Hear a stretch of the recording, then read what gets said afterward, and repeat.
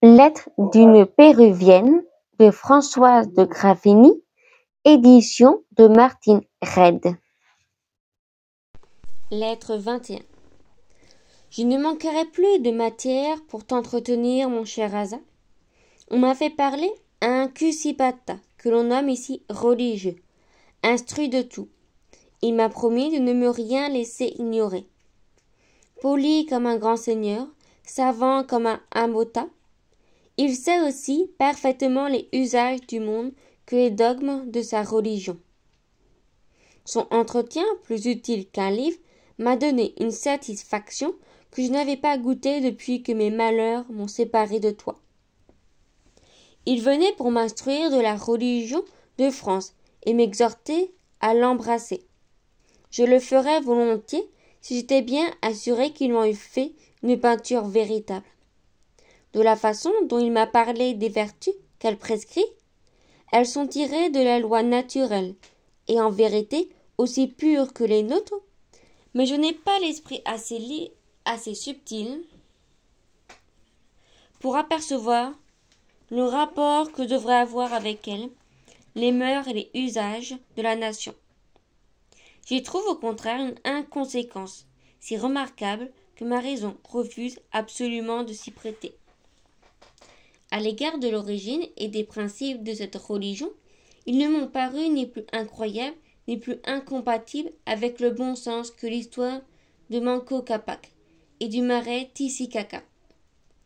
Ainsi, je les adopterais de même si le Kusipata ne indignement méprisait le culte que nous rendons au soleil. Toute partialité détruit la confiance. J'aurais pu expliquer à ces raisonnements ce qu'ils opposaient aux miens. Mais si les lois de l'humanité défendent de frapper son semblable, parce que c'est lui faire un mal, à plus forte raison, ne doit-on pas blesser son âme par le mépris de ses opinions? Je me contentais de lui expliquer mes sentiments sans contrarier les siens.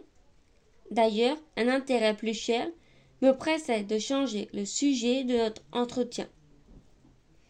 Je l'interrompis dès qu'il me fut possible pour faire des questions sur l'éloignement de la ville de Paris à celle de Cuzco et sur la possibilité d'en faire le trajet. Le Kusipata y satisfit avec bonté de ces deux villes d'une façon désespérante, quoiqu'il me fît regarder comme insurmontable la difficulté d'en faire le voyage. Il me suffit de savoir que la chose était possible pour affirmer mon courage et me donner la confiance de communiquer mon dessein au bon religieux. Il en parut étonné. Il s'efforça de me détourner d'une telle entreprise avec des mots si doux qu'il m'attendrit moi-même sur les périls auxquels je m'exposais. Cependant, ma résolution n'en fut moins ébranlée. Je priai le Kusipata avec les plus vifs instants de m'enseigner les moyens de retourner dans ma patrie. Il ne voulut entrer dans aucun détail. Il me dit seulement que d'Étarville, par sa haute naissance et par son mérite personnel, étant dans une grande considération pourrait tout ce qu'il voudrait, et qu'ayant un oncle tout-puissant à la cour d'Espagne, il pouvait plus aisément que personne me procurer des nouvelles de nos malheureuses contrées. Pour achever de me déterminer à attendre son retour, qu'il m'assura être prochain, il ajouta qu'après les obligations que j'avais à ce généreux ami, je ne pouvais avoir avec honneur disposé de moi sans son consentement. J'en tombai d'accord et j'écoutai avec plaisir l'éloge qu'il me fit des rares qualités qui distinguent d'Étarville des personnes de son rang. Le poids de la reconnaissance est bien léger, mon cher Asa, quand on ne le reçoit que des mains de la vertu. Le savant a mépris aussi comment le hasard avait conduit les Espagnols jusqu'à ton malheureux empire et que la soif de l'or était la seule cause de leur cruauté. Il m'expliqua ensuite de quelle façon le droit de la guerre m'avait fait tomber entre les mains de d'Eterville, par un combat dont était sorti victorieux, après avoir pris plusieurs vaisseaux aux Espagnols, entre lesquels était celui qui me portait.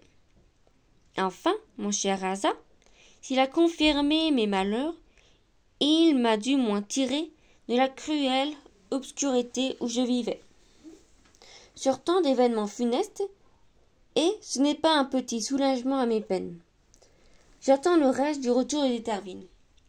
Il est humain, noble, vertueux. Je dois compter sur sa générosité. S'il me rend à toi, quel bienfait, quelle joie, quel bonheur. Fin de la 21e lettre.